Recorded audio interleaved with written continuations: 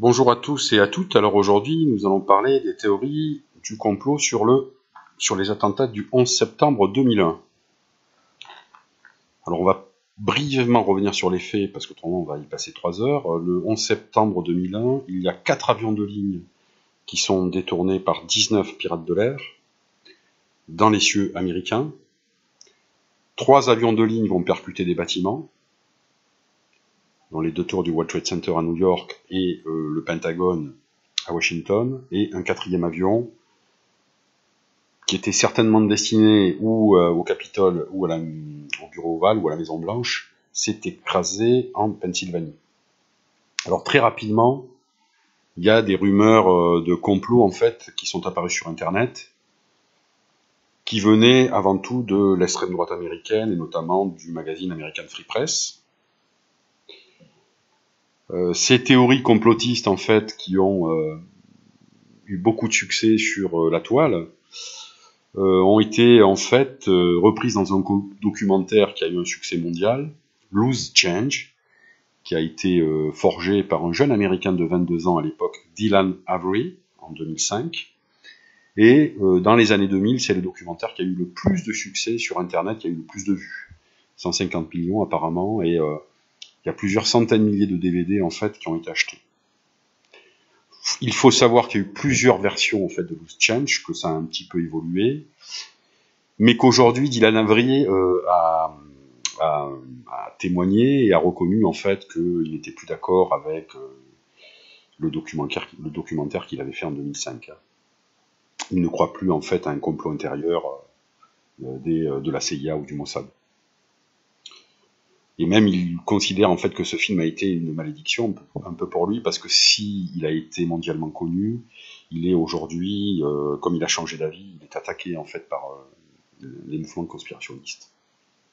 Alors en France, il y a eu évidemment aussi ces thèses conspirationnistes qui ont été reprises, notamment par Thierry Meyssan, qui est un homme un peu curieux au niveau de sa trajectoire. Il a participé à beaucoup d'associations.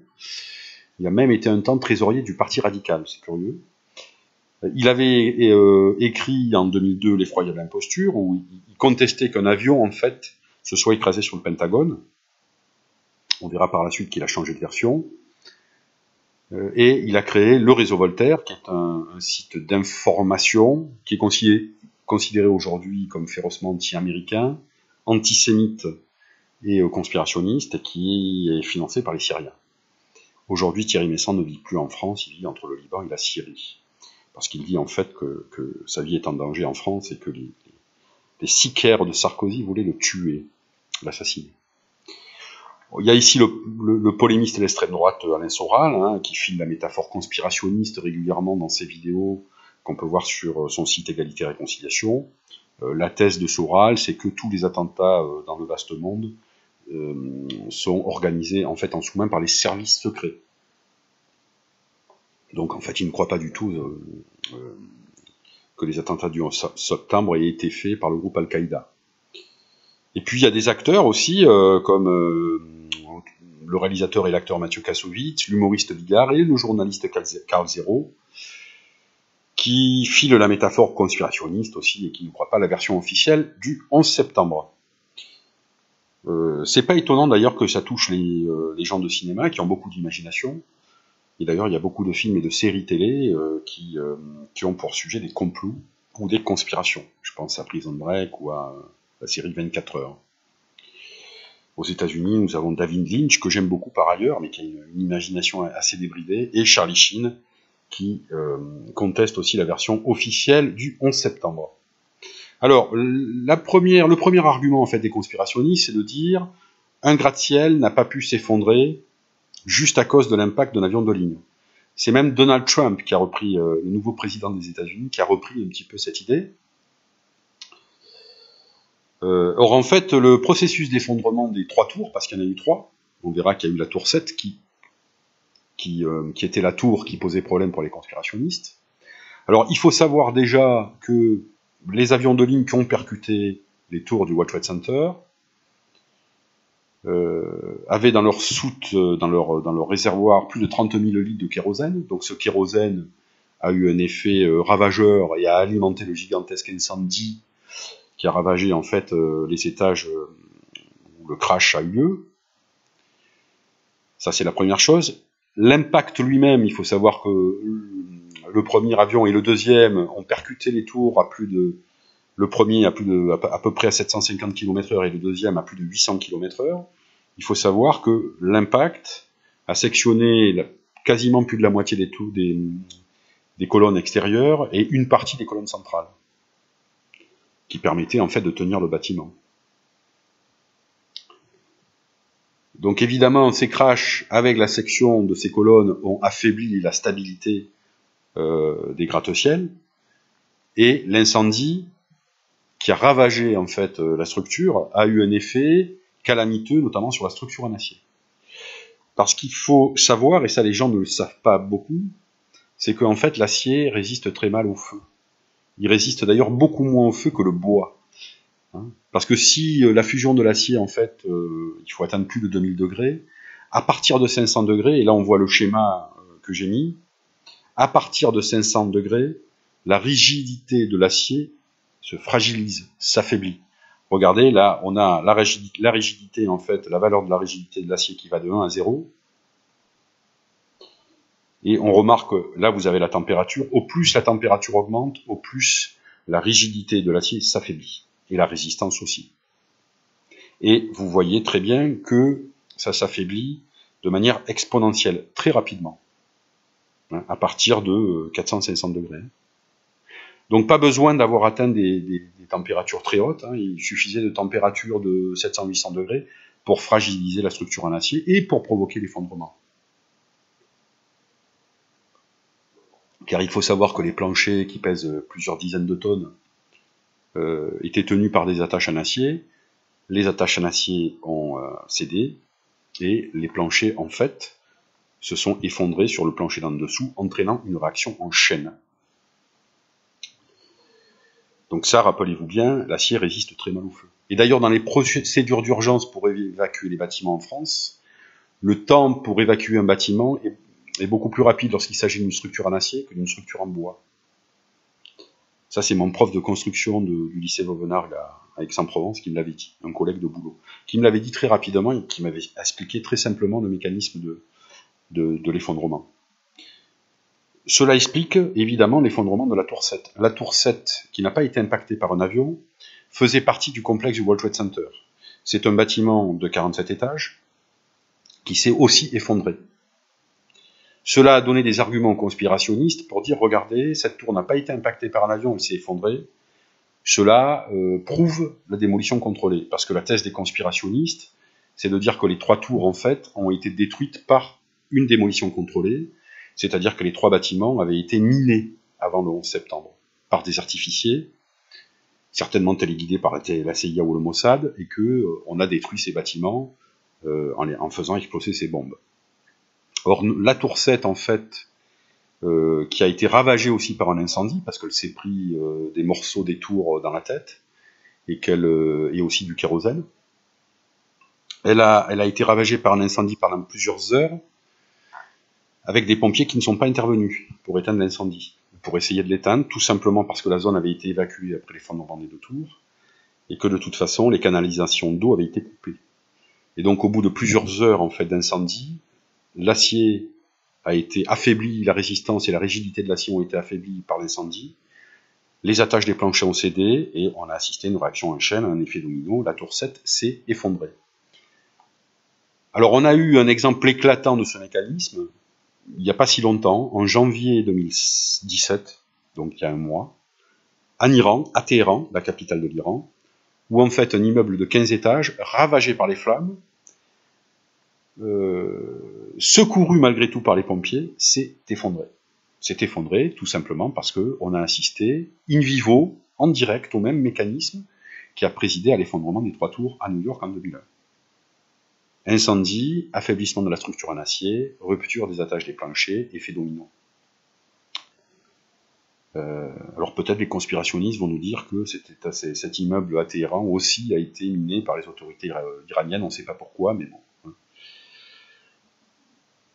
Alors, La farce enjôleuse du 11 septembre. Les conspirationnistes et l'inside job. C'est la grande théorie en fait de nos amis conspirationnistes. Hein. Comme je vous l'ai déjà dit, c'est de penser que les 3 tours de New York ont été perpétrés par l'État américain. C'est la thèse aussi d'Alain Soral, par exemple, hein, qui parle, lui, de l'État profond américain. C'est un concept qui a été inventé par Peter Dalscott, comme quoi l'administration, les services secrets, la CIA, la NSA, sont totalement autonomes et font un peu ce qu'elles veulent. Alors, inside job, ça veut dire complot intérieur, qui aurait en fait permis de démolir les 3 tours. Alors le problème, c'est que comme matériellement, c'est une démolition contrôlée, en fait, ça aurait demandé en fait une préparation de plusieurs mois avec plusieurs centaines de techniciens qui auraient mis des milliers d'explosifs en fait dans les 3 tours, en creusant des trous avec des marteaux-piqueurs, en tirant des centaines de kilomètres de bobines de fil pour relier tout ça. Matériellement, c'était impossible de faire ça dans le secret. Il faut savoir que Wall Street, c'est le quartier des affaires de Manhattan. Il y a plusieurs dizaines de milliers de personnes qui passent chaque jour, et il y a des milliers de policiers et de vigiles. Donc matériellement, c'est impossible. Donc les conspirationnistes, évidemment, sont pas totalement neuneux. Ils ont compris que défendre cette thèse de la démolition contrôlée avec des explosifs traditionnels ne tenait pas la route. Donc ils ont voulu trouver un super explosif secret, qui était développé certainement par l'armée américaine. Et cet explosif, cet agent explosif, ils ont dit que c'était de la superthermite. Alors superthermite, c'est pas l'insecte, c'est un explosif d'une nouvelle génération extrêmement puissant. Et d'après un article scientifique qui était paru dans une revue un peu borderline sur Internet, il y avait 2 scientifiques, enfin entre guillemets, Niels Harrit, un Danois, et Stephen Jones, un Américain, un Mormon. Scientifique mormon, ça me fait toujours marrer, parce que quand on sait que les Mormons pensent en fait que Jésus est allé faire du tourisme aux États-Unis. Apparemment, ils auraient trouvé des éléments, des particules de superthermite dans des poussières du World Trade Center. Alors très bien, le problème c'est que malgré tout, pour faire une expérience scientifique, il faut suivre un certain protocole expérimental. Or, apparemment, ils ne l'ont pas suivi. Et en plus, ils auraient dû conserver un double échantillon de ces poussières qui ont été analysées pour une contre-expertise, ce qu'ils n'ont pas fait. Donc on peut dire que cet article est nul et non avenu et qu'on peut le jeter à la poubelle. Voilà. Donc, la démolition contrôlée, honnêtement, elle ne tient pas trop la route. Il faut bien le dire. Alors, pas d'avion sur le Pentagone, ça c'est une autre théorie qui avait été lancée par Thierry Messant dans son effroyable imposture. Hein. Vous voyez ici le livre qu'il avait écrit en 2002 et que j'ai lu. Alors c'est assez bizarre parce que ce livre parle très peu des attentats du 11 septembre, c'est surtout un pamphlet anti-Bush. Globalement, il y a 30% du livre qui parle globalement des attentats du 11 septembre et 70% qui critiquent la politique de Bush. Et sur les 30% qui parlent des attentats, il n'y a pas grand-chose. Alors il faut savoir que dans la première mouture, Messant parle d'un camion piégé, globalement. Et 3 ans après, il avait sorti un autre livre, le Pentagat, où il ne parle plus d'un camion piégé, mais d'un missile. Donc même Messant, en fait, a évolué dans son récit conspirationniste. Mais à l'époque, il faut savoir qu'il avait eu un succès phénoménal avec son livre, et notamment dans les pays arabes. Et même en France, il avait été relayé par Thierry Ardisson dans une émission, on lui avait reproché d'ailleurs. Alors, bon, il faut savoir quand même qu'il y a plus d'une centaine de témoins oculaires qui ont vu un avion percuter le Pentagone. Un avion de ligne, hein, percuter le Pentagone. Donc ça fait beaucoup quand même. Le Pentagone, qui je signale, est le QG de l'armée américaine aux États-Unis, qui est le plus grand bâtiment du monde. Donc rien que ça, moi je veux bien qu'un ou 2 ou 3 témoins se trompent, mais plus d'une centaine, ça fait quand même beaucoup. Alors l'argument principal de Messant, qui est un peu, je trouve, un peu ridicule, C'est que Messant, en fait, globalement, il dit, regardez, il y a un petit trou dans la façade du Pentagone, un avion n'a pas pu passer par là. En effet, Thierry, tu as tout à fait raison. Mais il faut savoir que ce trou correspond non pas à la trace de l'avion, mais au passage du train d'atterrissage de ce même avion qui a été retrouvé dans le bâtiment du Pentagone. Et que l'avion a tout simplement complètement détruit la façade. Donc on n'est pas ici dans les dessins animés, hein, on n'a pas une empreinte de l'avion dans la façade, on a tout simplement une façade effondrée. Je rappelle aussi qu'on a trouvé plein d'éléments de cet avion sur la pelouse du Pentagone et que plusieurs lampadaires ont été sectionnés par les ailes de l'avion. Alors, Ben Laden est une créature des Américains. Alors ça, c'est un thème récurrent chez les conspirationnistes. Hein. Alors déjà, comment on est arrivé à l'hypothèse Ben Laden pour les attentats du 11 septembre? Il est vrai que Ben Laden n'a pas revendiqué tout de suite l'attentat. Ça, c'est clair. Il a revendiqué plusieurs mois après, et son second, Ayman al-Zawahiri, l'a revendiqué aussi. Je rappelle que depuis la mort de Ben Laden en 2011, c'est le chef d'Al-Qaïda, Ayman al-Zawahiri. Comment on est remonté en fait à ces 19 terroristes déjà?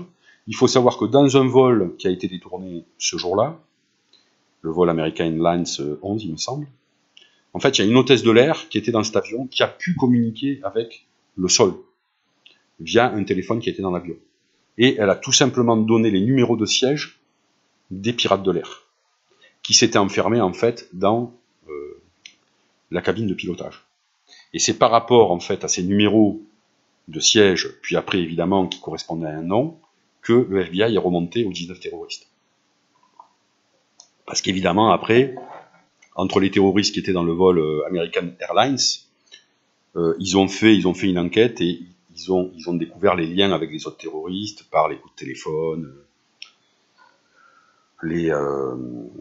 notamment par les coups de téléphone, quoi, et par les dépenses en carte bleue, quoi. Donc on a considéré que il a été prouvé que ces 19 terroristes faisaient partie du groupe Al-Qaïda, notamment par les transferts de fonds sur les comptes en banque américains de ces 10 terroristes. On est même remonté en fait au numéro 3 d'Al-Qaïda, qui était Khalid Sheikh Mohammed, qui est le cerveau en fait des attentats du 11 septembre, et qui a été arrêté au Pakistan en 2003 et extradé aux États-Unis. Il est emprisonné à Guantanamo, il attend son jugement. Il y a eu aussi un 20e terroriste, en fait, qui s'appelait Zacharias Moussaoui, c'est un Français de Toulouse, qui a été arrêté en août 2001, un mois avant, en fait, les attentats du 11 septembre, pour un défaut, en fait, de papier, de visa, en fait. Ses papiers n'étaient pas en règle. On s'est aperçu que, en fait, il faisait partie aussi de ce groupe terroriste. Il faisait partie d'Al-Qaïda, il a lui-même avoué, et Khalid Sheikh Mohammed a aussi avoué qu'il faisait partie du groupe de terroristes qui devait faire les attentats. Il a été arrêté depuis qu'il a avoué qu'il faisait partie de l'organisation Al-Qaïda et qu'il aurait pu participer aux attentats du 11 septembre. Il a été jugé et condamné à la prison à vie. Il est emprisonné à la prison de haute sécurité dans le Colorado, à Dix-Florence. Alors, ce qui est étonnant, c'est que le neveu de Khalid Sheikh Mohammed, Ramzi Youssef, était l'artificier qui avait posé les bombes dans le camion piégé qui avait sauté lors du premier attentat contre le World Trade Center en 1993. Voilà. Donc c'est une famille véritablement de terroristes, hein, puisque l'oncle et le neveu, en fait, se plaisaient en fait à faire des attentats et organiser des attentats terroristes. Il faut savoir que Ramzi Youssef a été arrêté aussi au Pakistan et que depuis il a été jugé, condamné à vie. Il est aussi dans la prison de haute sécurité à Aix-Florence.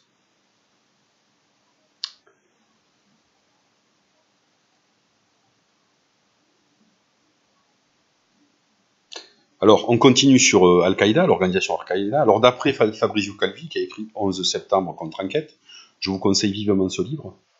Vous pouvez regarder aussi sur YouTube Les routes de la terreur. C'est un documentaire qui était passé sur Arte et qui est tiré en fait du bouquin de Calvi. qui est un enquêteur tout à fait crédible. Donc, Al-Qaïda a été fondé en 87-88, on n'est pas sûr de la date totalement, par Ben Laden et Ayman al-Zawahiri, l'Égyptien, pour continuer en fait le djihad afghan. Il faut savoir que les soviétiques se sont retirés, qui avaient attaqué l'Afghanistan en 79, se sont retirés d'Afghanistan 10 ans après, en 1989. Et que pendant 10 ans, en fait, plusieurs pays, et pas que les Américains, ont financé en fait les Moudjahidines afghans contre les Soviétiques, dans le cadre de la guerre froide. Les Américains dans le cadre de la guerre froide, les Saoudiens par exemple, qui ont financé les 2/3 du djihad afghan pour lutter en fait contre des Soviétiques MP. Il faut savoir que dans ce cas, Ben Laden était simplement un financier du djihad, et comme il était fils en fait d'un milliardaire saoudien, la 3e fortune d'Arabie Saoudite, il se servait de son carnet d'adresses pour récolter le zakat, le devoir d'aumône chez les musulmans, qui est un des 5 piliers de l'islam, pour financer certains groupes de moudjahidines afghans, notamment le groupe de Sayaf, qui était le seul groupe wahhabite en Afghanistan. Il faut savoir que la résistance afghane n'était pas unie. Quand on parle de résistance de moudjahidines, on a l'impression que c'est un bloc monolithique, pas du tout. Il y avait 7-8 mouvements de résistance qui étaient en fait aidés par plusieurs pays. Les Américains aidaient plus particulièrement le Hezb et Islami de Gulbuddin Ekmatyar, qui était aussi un islamiste radical, par le biais de l'ISI, le service secret de l'armée pakistanaise. Les Américains ne sont jamais intervenus directement en Afghanistan. Ils ont sous-traité en fait le djihad afghan, leur aide en fait aux Moudjahidines, aux Pakistanais. Il y a les Saoudiens qui ont aidé le groupe Sayaf. Les Chinois ont aidé aussi certains groupes. Les Iraniens ont aidé notamment les Hazaras, chiites. Et les Anglais ont aidé le Jamiat du lion du Panjshir, Massoud. Donc en fait, il y a énormément de groupes, 7 ou 8 principalement, qui ne dépendaient pas en fait, qui n'avaient pas les mêmes mentors. Et dans ce cadre, Ben Laden ne dépendait pas du tout des Américains. C'était tout simplement un Saoudien qui travaillait plutôt avec le groupe Sayaf, par exemple. Donc en 87, sentant que le djihad afghan va finir, ils n'avaient pas tort, hein, puisque les soviétiques sont partis en 89, ils avaient décidé en fait de canaliser l'énergie du djihad pour l'internationaliser en créant Al-Qaïda. Et Al-Qaïda, c'est un groupe qui veut exporter, si je puis dire, le djihad dans le monde entier. Ça va se traduire par le premier attentat à l'explosif contre le VTC en 1993, par, je le rappelle, le cheikh aveugle Omar Rahman, l'Égyptien, qui était un islamiste radical, qui était aux États-Unis, et par l'artificier de service Ramzi Youssef, qui était le neveu de Khalid Sheikh Mohammed, le numéro 3 en fait de l'organisation Al-Qaïda. C'est un peu compliqué tout ça, mais on est obligé de passer par là pour comprendre. Et il ne faut pas oublier aussi, en 95, aux Philippines, Ramzi Youssef avait comme projet un attentat contre le pape, attentat qui a été déjoué par l'incendie accidentel de son appartement. Et la police philippine a trouvé dans le portable des terroristes qui voulaient attaquer le pape un plan dénommé Opération Bojinka, qui consistait à détourner des avions de ligne pour s'en servir comme des armes. Ça vous rappelle pas quelque chose ? 95, l'opération Bojinka, Ramzi Youssef. En 96, il faut savoir que Ben Laden s'exile en fait, qui s'est exilé au Soudan dans un premier temps. Il en avait marre du Pakistan et de l'Afghanistan parce que les seigneurs de la guerre afghans n'arrêtaient pas de se mettre sur la gueule. Or lui, ce qu'il voulait, c'est créer une organisation pour faire le djihad international et pas se consacrer uniquement à l'Afghanistan. Donc dans un premier temps, il est parti au Soudan. Il a été viré du Soudan par les Soudanais parce que les Américains faisaient pression et la communauté internationale faisait pression pour le virer. Et il a été accueilli par le régime des talibans du Mollah Omar qui avait pris le pouvoir à Kaboul. Donc Ben Laden, en fait, était revenu en Afghanistan. Et c'est en Afghanistan, en 1996, qu'il a lancé sa fameuse déclaration de guerre aux Juifs et aux croisés et aux Américains, aux Occidentaux globalement. Donc officiellement, en 1996, Ben Laden déclare la guerre aux Occidentaux et plus particulièrement aux Américains.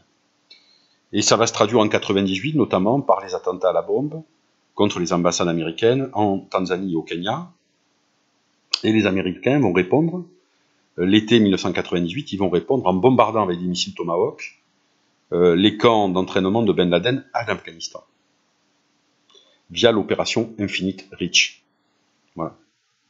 Donc en fait, les Américains auraient pu trouver déjà des prétextes pour envahir l'Afghanistan bien avant 2001, bien avant les attentats du 11 septembre.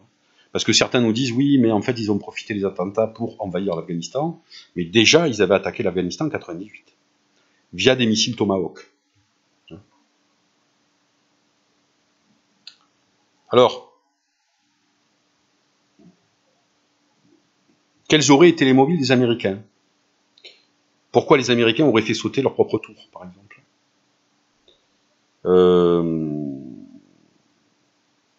Alors certains nous disent parce que l'Afghanistan est un pays stratégique. Alors moi je réponds non. L'Afghanistan n'a jamais été un pays stratégique, même à l'époque, même au 19e siècle. Il faut savoir que l'Afghanistan était une sorte de région de tampon entre l'impérialisme russe et l'impérialisme anglais.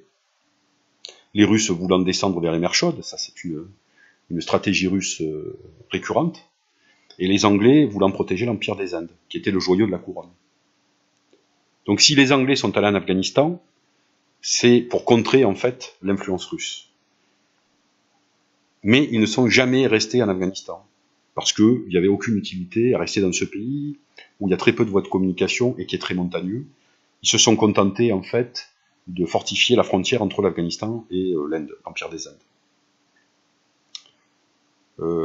L'expression le grand jeu en fait qui a été forgée par Rudyard Kipling, c'est un grand jeu en fait à somme nulle. L'Afghanistan c'est une zone tampon entre les Russes et les Anglais, comme le Siam en Asie du Sud-Est, qui a été un état tampon entre la France et l'Angleterre. Le Siam n'a jamais été colonisé, par exemple. D'ailleurs, l'Afghanistan était tellement peu stratégique pour les Anglais qu'en 1919, les Anglais donnent leur entière souveraineté, leur entière indépendance à ce pays, à l'Afghanistan, en 1919. Si ça avait été si stratégique que ça, ils l'auraient gardé. D'ailleurs, l'Empire des Indes, l'Inde, ils l'ont gardé jusqu'en 1947. Donc non, l'Afghanistan n'est pas stratégique, en plus c'est un pays enclavé, il n'y a même pas d'accès à la mer. Alors, le gazoduc, pourquoi j'ai cette expression? Parce que on avait beaucoup parlé à l'époque du projet du gazoduc transafghan. Alors, il faut noter que l'Afghanistan n'a pas vraiment de grandes ressources en hydrocarbures, très peu de gaz et pas de pétrole. Ce sont plutôt les pays aux alentours qui ont beaucoup de gaz et de pétrole, notamment le Turkménistan et l'Azerbaïdjan. Et à une époque, je me rappelle, il y avait un projet de gazoduc transafghan. La très bonne émission, il me semble, de Jean-Philippe Victor, le dessous des cartes en avait parlé. Michael Moore aussi en avait parlé dans Fahrenheit 9/11. Un documentaire sympathique, mais avec beaucoup de contre-vérités factuelles. Qui avait eu d'ailleurs la Palme d'Or en 2004. Pour dire comme l'anti-bushisme, à la limite, s'il était justifié, malheureusement, aboutissait souvent à une manipulation aussi de la réalité. Alors il faut savoir que ce projet de gazoduc transafghan ne vient pas des Américains à l'origine, il vient d'une société argentine qui s'appelle Bridas. Et là je vous conseille de lire le livre d'Ahmed Rachid, À l'ombre des talibans, qui décrit bien en fait le processus du projet du gazoduc transafghan. Cette société argentine était habituée à travailler en fait dans des pays un peu borderline, ce qu'était l'Afghanistan, puisque je rappelle à l'époque il y a une guerre civile qui ensanglante le pays. Si les soviétiques sont partis en 89, pendant 10 ans quasiment il y a eu une guerre civile, parce que même quand les talibans ont pris Kaboul en 96, la guerre civile ne s'est pas arrêtée. Et donc en fait, dans un pays en guerre civile, en général, on n'investit pas. Mais Bridas, petite société argentine, qui veut doubler les grandes compagnies occidentales, a ce projet, mais très rapidement, elle va essayer d'adjoindre au projet en fait une compagnie un peu plus importante, et c'est là qu'elle va demander à Unocal, qui est une compagnie pétrolière américaine, de venir dans le projet, pour avoir plus de poids, notamment par rapport au dictateur du Turkménistan, Niyazov, par rapport aux talibans et par rapport aux Pakistanais. C'est un peu complexe tout ça. Il s'avère que très rapidement, c'est à partir de 96 en fait qu'UNOCAL rentre dans la danse, et UNOCAL va doubler Bridas, ils vont présenter un projet à eux, enfin ça va être un certain micmac, mais il faut dire que le gouvernement américain n'a quasiment pas appuyé le projet UNOCAL. Il faut savoir que les États-Unis, à part l'intermède de la guerre soviéto-afghane, n'étaient pas en Afghanistan. Hein. Ils considéraient l'Afghanistan comme un allié de l'URSS et pas comme un précaré à eux. Hein. L'allié dans la région pour les Américains, c'est le Pakistan, qui était rentré dans l'OTAN en 1954, une alliance militaire, pendant de l'OTAN en fait en Asie du Sud, et que l'Afghanistan n'avait pas voulu rentrer dans l'OTAN, parce qu'il y avait un antagonisme avec le Pakistan à cause de la ligne Durand. Monsieur Durand, c'est un fonctionnaire anglais qui avait tracé la frontière entre l'Afghanistan et l'Empire des Indes à l'époque, et l'Afghanistan n'a jamais reconnu ses frontières, même aujourd'hui. Donc en fait, l'Afghanistan avait traité avec les soviétiques à partir de 1954-55, et c'est le grand frère soviétique en fait qui formait les militaires, qui avait construit les routes, l'aéroport de Kaboul. Les Américains en fait étaient pas du tout présents en Afghanistan, pour dire comme pour eux c'était pas stratégique. Et d'ailleurs en 89, lorsque les soviétiques sont partis, l'aide américaine a disparu, c'est-à-dire les Américains qui aidaient en fait la guérilla afghane, n'a pas aidé la reconstruction du pays. Pour vous dire que on peut pas dire que pour les Américains l'Afghanistan était stratégique. D'ailleurs, le premier Américain à être revenu officiellement en Afghanistan, je crois que c'est Robin Rappel, en 2007. Hein, ça faisait 25 ans qu'un officiel américain, depuis 1972, n'avait pas mis les pieds en fait en visite en Afghanistan. Bon. Je rappelle que pendant la guerre soviéto-afghane, les Américains ne sont pas intervenus directement dans le pays. Ils intervenaient via les Pakistanais. Donc ce projet de gazoduc, en fait, c'est pas les Américains qui l'ont initié. 2, le gouvernement américain a très peu appuyé l'entreprise UNOCAL. Et 3, depuis l'intervention américaine en 2001, puisque je rappelle qu'après les attentats du 11 septembre, les Américains ont envahi l'Afghanistan avec une coalition internationale dès le 8 octobre 2001, puisqu'en fait le Mollah Omar n'a pas voulu livrer Ben Laden. Je rappelle que depuis 16 ans, le gazoduc n'a pas été construit. Or, il me semble que si les Américains avaient voulu construire un gazoduc, ils l'auraient construit depuis 16 ans en Afghanistan, de présence. Il faut savoir d'ailleurs qu'UNOCAL, après les bombardements en 1998 par des missiles Tomahawk des camps de Ben Laden en Afghanistan, UNOCAL avait abandonné en 1998 le projet du gazoduc. Donc depuis 1998 en fait, c'est-à-dire depuis 19 ans, il n'y a aucune entreprise américaine qui s'est remis dans le tour de table pour participer au projet du gazoduc Flacquer. Ça fait 20 ans à peu près. Parce qu'il y a un nouveau projet aujourd'hui, hein, c'est un peu le serpent de mer de la région, mais il n'y a pas les Américains autour de ce projet, il n'y a que des puissances locales. Alors pourquoi l'expression le gosse gazoduc? C'est que ce gazoduc n'a jamais existé. Voilà. Et donc c'est un peu un argument fourre-tout qui n'a pas de réalité particulière. Ça a été un projet, mais un projet qui sur 25 ans, si on part de 93, le projet de Bridas, jusqu'à aujourd'hui avec les puissances régionales qui ont toujours ce projet, sur 25 ans, il n'y a que pendant 2 ans UNOCAL qui est intervenu dans ce projet, puisque UNOCAL a abandonné ce projet en 98. Alors, exploiter le pays, je vois pas exploiter grand-chose. Il y a 2 choses à exploiter en Afghanistan, c'est la mine de cuivre d'Enak et la mine de fer d'Ajigak.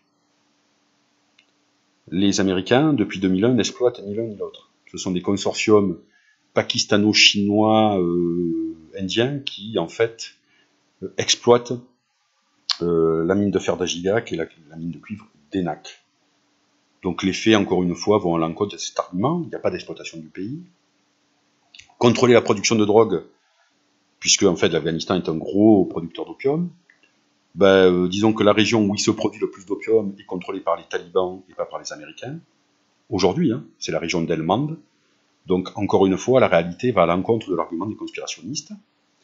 Et enfin, les Américains contrôlaient-ils les talibans? Non. Alors ça, c'est une vieille rumeur qui vient des milieux un peu anti-américains, hein, un peu d'extrême droite, qu'ils soient d'extrême droite ou d'extrême gauche. Les talibans, c'est un groupe n'ont déjà pas participé au conflit soviéto-afghan, n'ont pas participé au combat des Moudjahidines. Les talibans, en fait, ce sont surtout ils étaient dans leur école coranique à l'époque. Dans l'école coranique, c'est une école en fait islamique qui faisait pas de politique et qui se contentait en fait de prier dans les madrasas, dans les écoles coraniques.